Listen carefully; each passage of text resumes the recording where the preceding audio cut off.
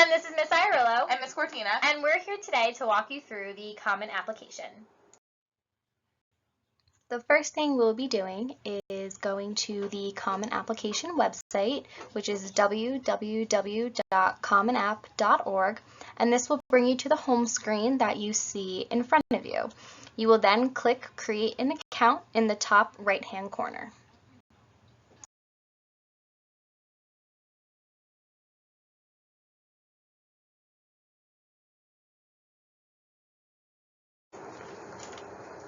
Once you have selected Create an Account, you will then be prompted to the Let's Get Started page. Please select First Year Student if you plan on attending college or university in the fall of 2024.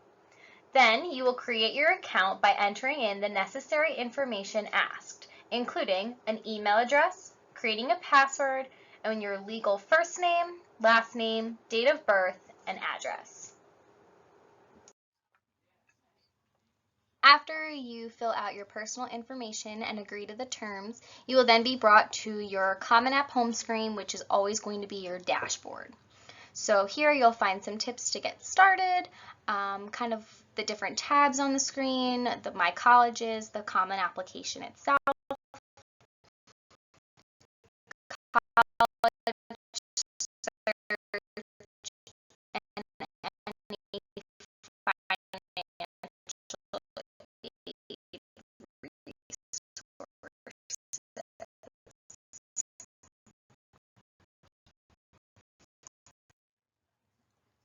Next, you're going to be able to look up colleges that use the Common Application and add that college to your list.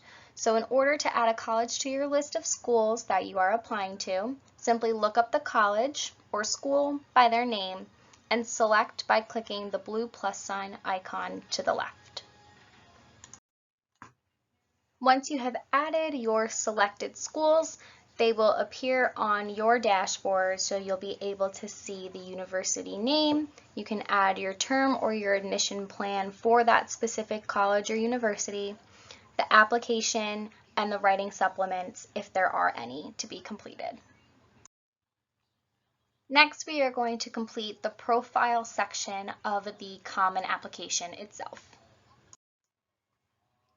First, you are going to complete your personal information as it pertains to you. So you will be providing your legal first given name. If you would like to share a different first name that you go by, you can. So if you select yes, you must answer the prompted questions. Your last name, any suffix that you have, if you have ever used any other names, and your date of birth. Next, you're going to add your address. So again, this is your permanent home address that I mentioned earlier, and any alternate mailing address that you may have. If you do not, you will select no alternate address. When adding your contact details to your application, you're going to select your preferred phone, either mobile or home, and enter in that phone number. If you have an alternate phone that you would like to add, you may. If not, select no other telephone.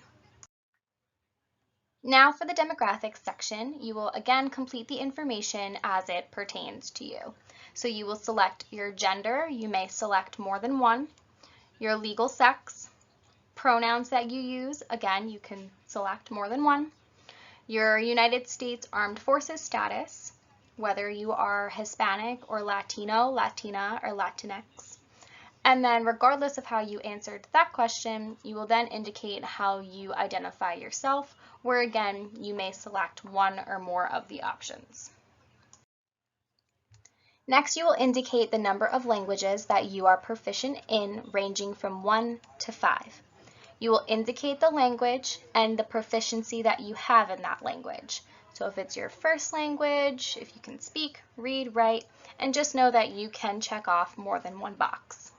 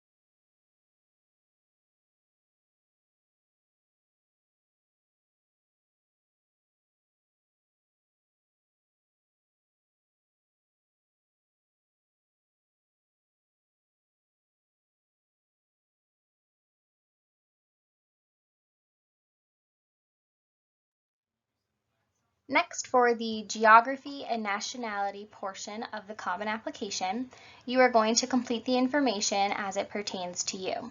You will indicate your birth country, the city where you were born, the number of years you have lived in the United States, and your citizenship status. For the last component of the profile part of the Common Application, you are going to indicate whether or not you are eligible for an application fee waiver. The criteria to be eligible is listed in front of you, and this year on the Common Application, you will only be selecting yes or no as to whether or not you meet one or more of the Common Application fee waiver eligibility criteria. You will also be asked if you would like to connect with a UStrive mentor. If you are unsure as to whether or not you meet the criteria that's listed in front of you, you can always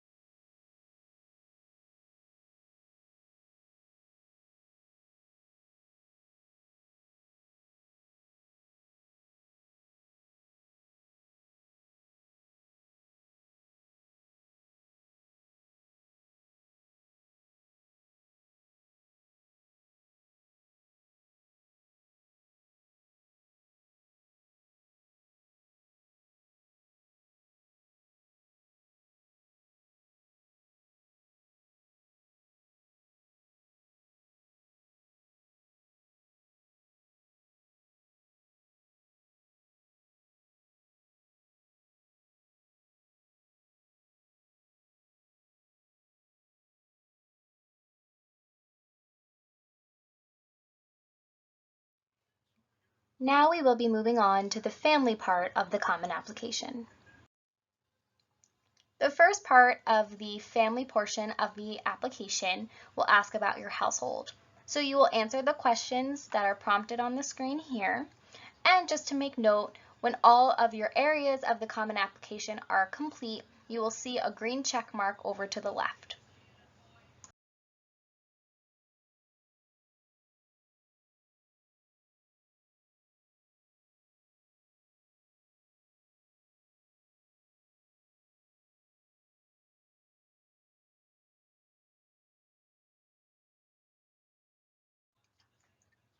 Next, you will be completing the Parent 1 and/or 2 section of the family part of the application. So you will indicate the Parent 1 type, that is who you will be reporting about, and answer the questions as they appear.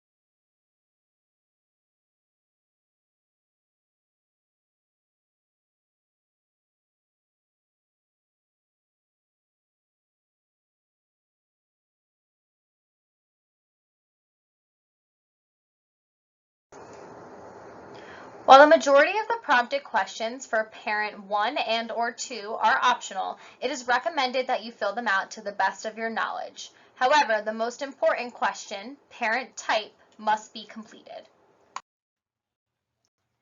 And the last section of the family part of the application will ask if you have any siblings. If you do, you will indicate how many and answer the follow-up questions, including their first name, last name, and age.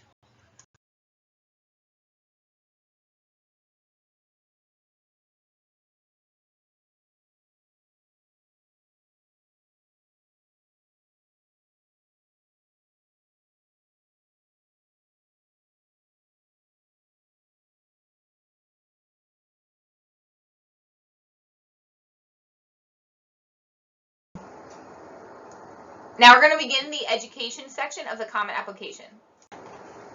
The first thing you're going to do is select the high school. So you're going to put East Brunswick High School. So you can either type it out or put in the code 310283 to find the school.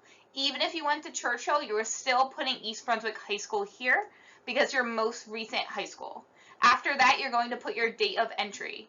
Even if you attended Churchill, you are putting September 2020 is what is going in the date of entry. The only time you would put a different date here would be if you did not attend Churchill, and if you didn't attend Churchill, you would put the start of when you attended East Brunswick High School in general. You would select no, this is not a boarding school if we're talking about East Brunswick High School, and yes, you will tend to graduate from there, and the graduation date would be June of 2024. For the last column of indicating options affected of your progression, you're going to put no change in progression. If you attended Churchill for 9th grade, that does not get listed as another school. You would then put 0 in the column of additional schools. If you did attend a school that was not Churchill, then you would put it here. You will need to enter the name of school, the time frame you attended, and a reason why you left the school. An example would be your family moved. Under colleges and university, we will now indicate if you took coursework elsewhere. So dual enrollment will count as you taking a course elsewhere.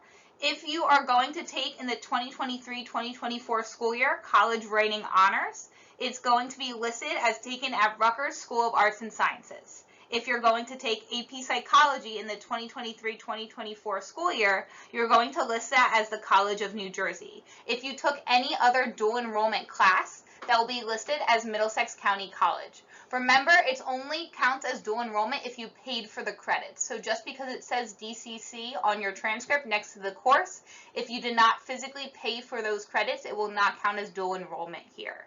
So you will list course details as dual enrollment with the high school. Your start date would be whatever your first dual enrollment class was, which you can see on your transcript of what you should put. On the to date, you would put the ending of whatever your dual enrollment class was, so the last one you took, the year it ended. And under degree, you will leave it blank since as of today, you did not earn a degree.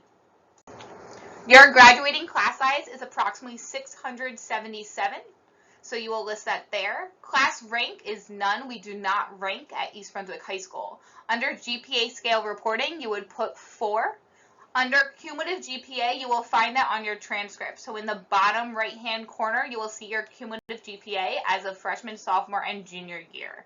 Under GPA weighting, we do weight. Now for current courses, you're going to indicate how many you would like to report. In that bottom right-hand box for senior year, you will count how many courses are in there, and that is the number of courses you would like to report. Even though PE might be repeated with a different quarter system, you are going to list that as separate courses. So if you have 8 courses in that bottom right-hand box, you should have an 8 in the drop-down. Then you are going to list as a quarter system that we followed at East Brunswick High School. Now you will input your courses. So select each course subject, then type the exact course title. So as it reads on your transcript is what you should be writing into the box. You will report the course level. So if it's accelerated, honors, advanced placement, etc. If it's dual enrollment and honors, you can choose whatever you find is best fit to put in there.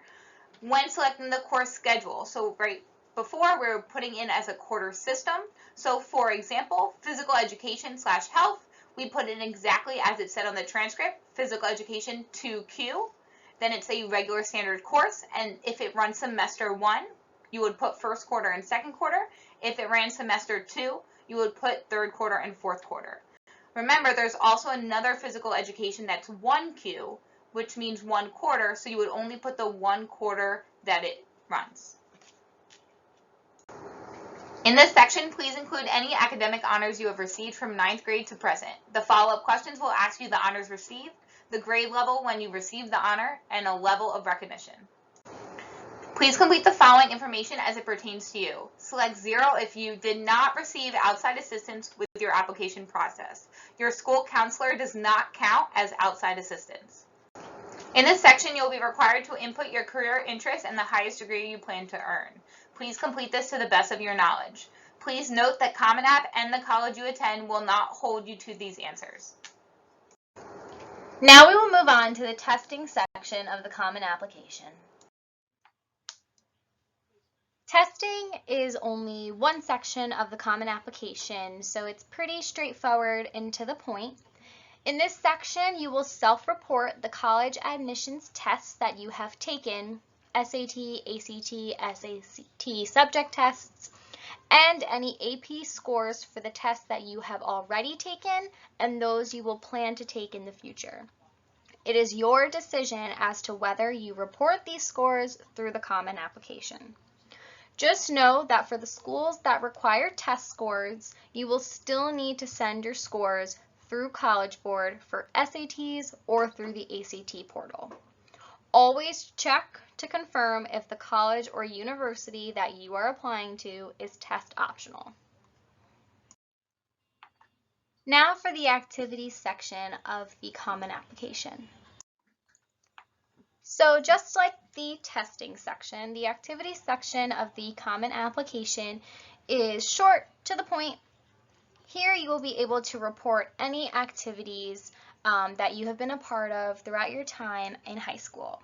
So obviously reporting activities can help colleges better understand your life outside of the classroom.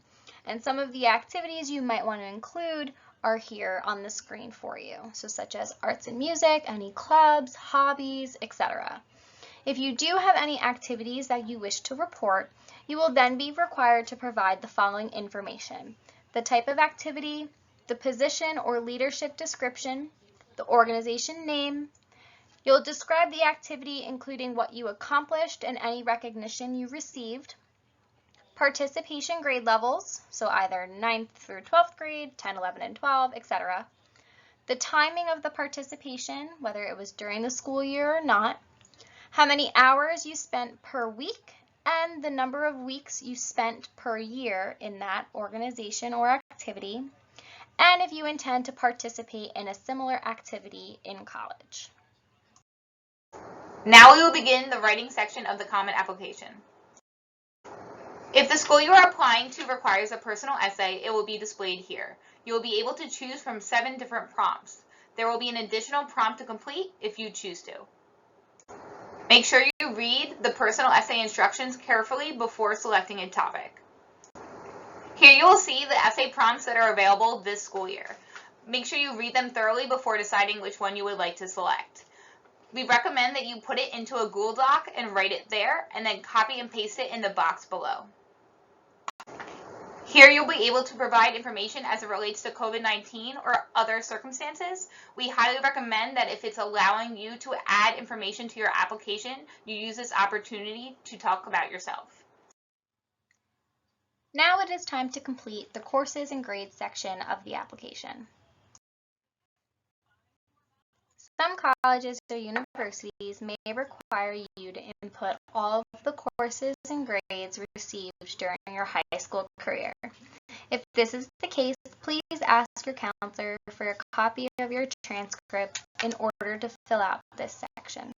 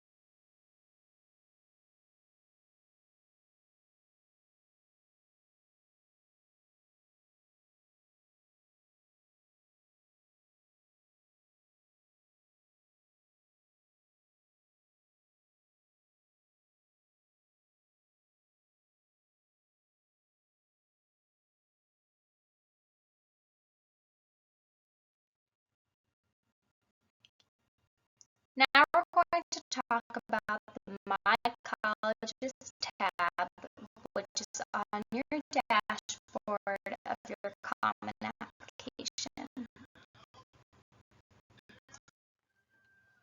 When you select the My Colleges tab on your dashboard, you'll be able to see the colleges and universities that you added in this section.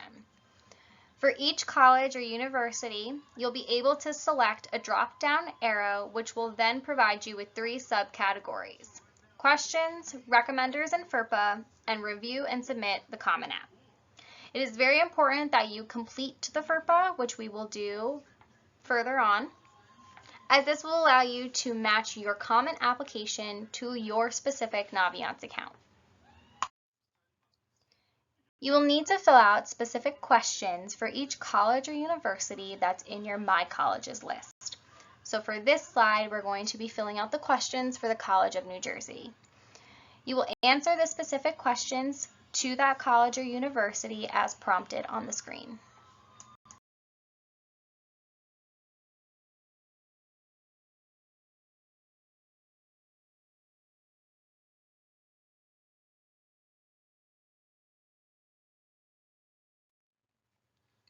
Next, we're going to move on to the Recommenders and FERPA section. The FERPA stands for the Family Educational Rights and Privacy Act and must be completed before submitting your application. The FERPA waives your right to view your letters of recommendation. To begin the process, you are going to select Complete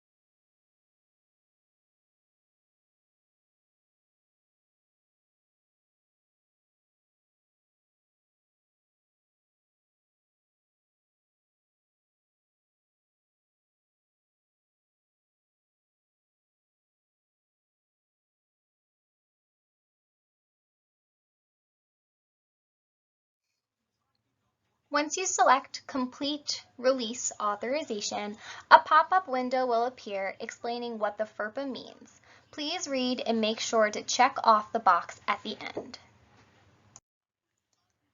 Once you have checked the box that you understand the FERPA Release Authorization, you will then be asked to select whether you waive your right to review all recommendations and supporting documents, or if you do not waive your right.